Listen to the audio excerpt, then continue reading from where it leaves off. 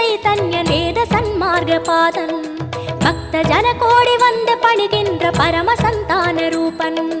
கர்ம பலன் தீர தர்மம் அது வாழ ஏழு மலையேறி தொழுவோம் சர்வகுண ரூபன் நாமம் அதை பாடி சகல சுகம் வேண்டி அழுவோம் நமோ நமோ